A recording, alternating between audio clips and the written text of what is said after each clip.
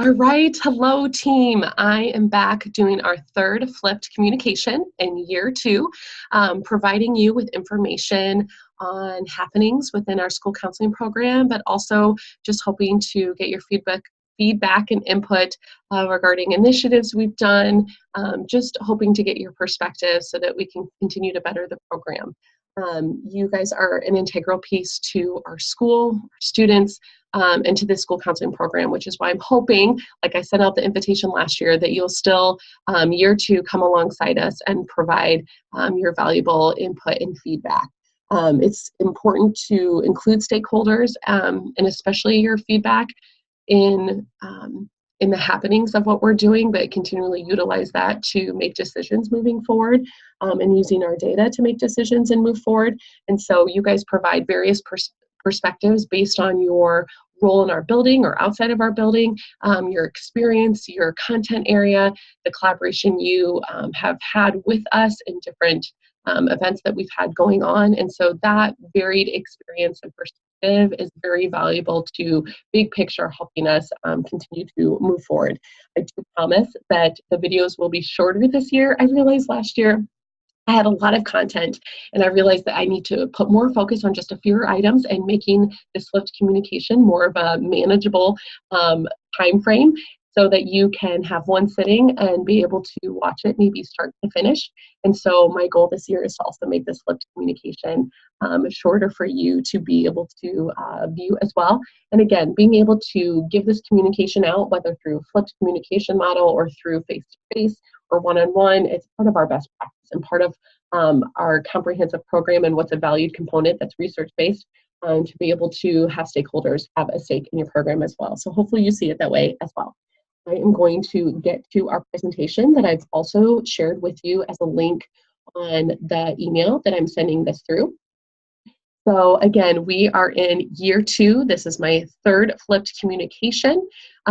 You guys will see the diagram here of our national model. It just shows you the components of our national model, what's important for us that we always strive for. And, just to kind of talk about too, why a flipped communication. I know that there's a lot of people that just say, gosh, I don't have time anymore. And sometimes I think that too as a mom and balancing that with roles as school counselor. It's hard to hold lengthy school meetings.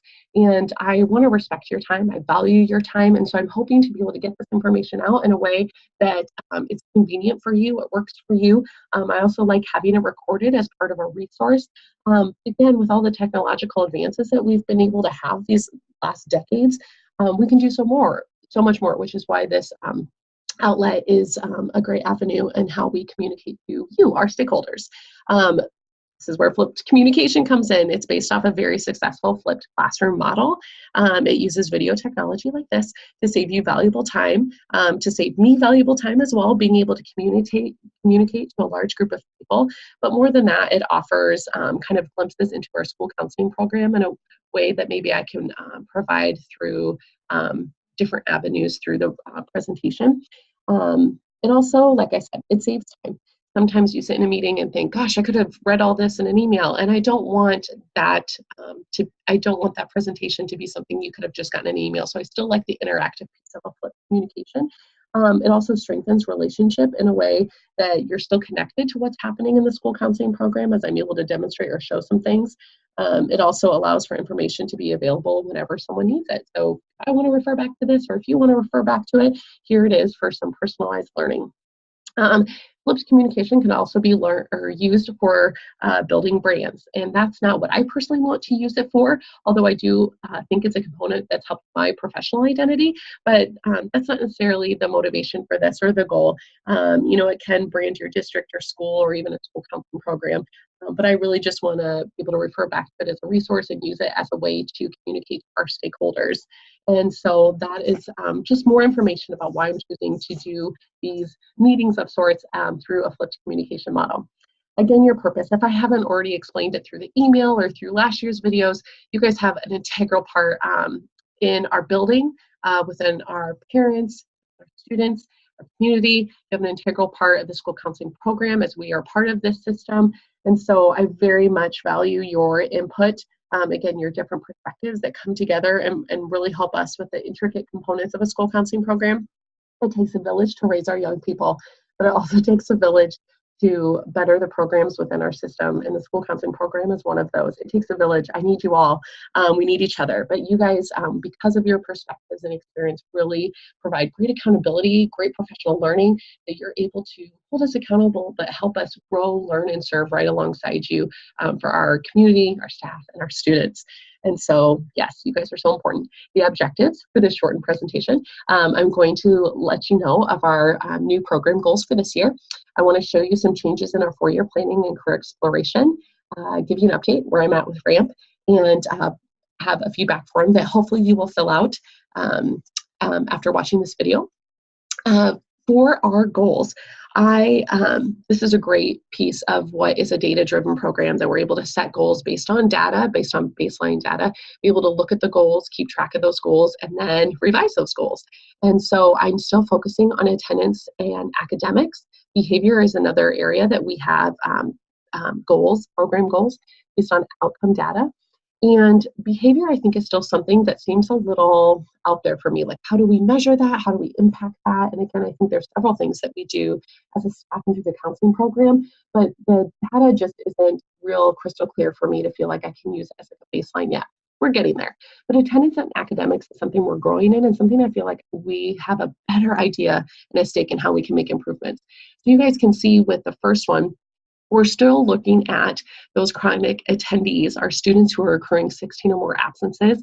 We're using our baseline data from last year, which was 66 students who accrued 16 or more absences, hoping to decrease that by 15% this year. So we'll keep an eye on that. We met that goal last year, and so, hey, let's keep working at it. Academics is still kind of a first semester goal. We're comparing quarter 1 grades to end of semester 1 grades. We blew this goal out of the water last year, so I wanted to up the ante and drop it by 25%. And I know grades are looking kind of different just with the learning-based grading. They still will be translated to a percentage, to a grade. And that is just kind of a showcase more of what they're learning and the scores that they're getting 1 through 4, but hoping to still make some great progress with these academic goals. Closing the gap. Still looking at this 9th grade group. Last year, this was a goal that was 8th grade, and this group is still very at risk, or most at risk, for chronic attendance. And we barely made the goal last year, and I think that's probably more so due to a couple of those chronic attendees moving out of our school. And so I really want to see what else we can do while these kids are still in our building to make a positive impact with their attendance. I feel like Dan Bauer, his help, being able to figure out the exact procedures on days, what our process is, being able to communicate it with office staff, knowing what our roles is in that, having solution team really focus on this as well. I still really want to work on this group while they're here in our building. And so, again, we're focusing on attendance and achievement, still wanting to look at that at-risk group for attendance, and continue kind of revitalizing, but also knowing what are our procedures, what data are we looking at, how are we using Power School to the best of our abilities. Let's transition now to changes with 4-year planning and career exploration. In the past, we've used our tool through Career Cruising, and that has actually changed to Zello. So we're going to check that out now. I wanted to show you guys a little bit of what students see when they do their career planning and 4-year planning and career exploration. We want our stakeholders to be aware of how we approach career exploration and 4-year planning, because sometimes you hear we do it, you don't know how we do it. And so I wanted to show you, Zello is updated. It's very obviously aesthetically pleasing. It's easy for kids to avenue between their dashboard and their interest inventories. I've kind of created my own dashboard here that you see my career matches based on the matchmaker interest inventory I've taken. Personality style, learning style, these are all interest inventory students take between 8th and 9th grade. And it just showcases them in a fun way. And then you can go back to viewing your results. And so I wanted to let you know that our 8th grade curriculum, and which is both Holmes and Peet, we have a counselor that goes into health and careers once a week, and they, in that semester, do goal setting, a vision board, values auction, career interest inventories, like matchmaker I said, learning styles, graduation requirements, they talk about transcripts, 4-year plans, do some college exploration, financial literacy, and work-life balance. And for them to be able to cover all of that curriculum, that's why they're in there weekly, being able to do that. For ninth grade, we kind of sequentially then step up and we identify long and short-term personal and academic goals. We really talk about informed decision-making regarding post-secondary education and training, really focus again and review components of a transcript since they are starting theirs in ninth grade. We do an in-depth exploration of one career and talk about information regarding their college entrance exams. I'll show you guys an example when they look more at one specific career. Again, you guys are kind of seeing this personality style and you're seeing my results with that. But it's really cool. Once they take that, they can see what careers match their personality style as well. You guys can see my top career matches are right here, but something that I'm going to show, obviously one of my saved options, of course, is a school counselor. And so I'm going to show you guys when ninth graders really look at one career based on what they researched, based on what came up as a match, they will find similar careers that they can look up as well. In this one page, they get so much information. They have an in-length job description. There's 2 interviews of school counselors that talk about a day in the life, talk about the demand, your workplace values, if it's a fit, what core tasks are, how it's suited to your personality styles based on your results from that interest inventory. Earnings, that's always important to students, looking at that lifestyle, talking education and training required for that job. We really want students to know if they want to be a doctor, how much education and training do you have to do? And is that how much you want to apply yourself and commit to? And just having kids have more of a real life aspect perspective of what they want to do and how it connects to what they're interested in now, related majors. And so that's part of that ninth grade curriculum. But you guys can see here, there's so much information and just a fun way for students to be able to visualize and one place to find all these things. This is also for a student, how they'll be able to see their interest inventories and assignments we complete, exploring more with those careers, schools, and majors. Course planner is how they will start doing their 4-year plans. This is pretty slick in the fact that they can, you'll see I've already added classes, but how they do that is, they just click, they can choose, yep, I know I need to do American government as a senior, so they can do that.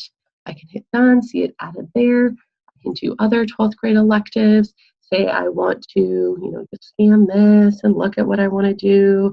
Let's say, like, I really am looking at doing accounting, they can add that, it shows up. This process has gotten a lot easier. It used to be kind of a bear to do those 4-year plans. And again, sometimes it takes long to load. But once it does add there, you'll see it added here, and that kind of creates that 4-year plan, and they can see if they have their 45 credits or more to graduate from Cedar Falls High School, and all the right credits as well, making sure they're covering their personal economics and their 8 credits in English and so on.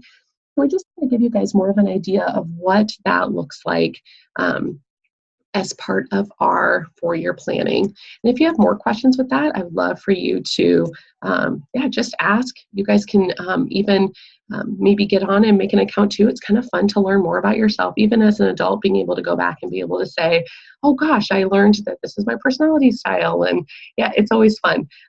Now turning a corner to letting you know where I'm at with RAMP. Again, RAMP stands for Recognized as the Model Program.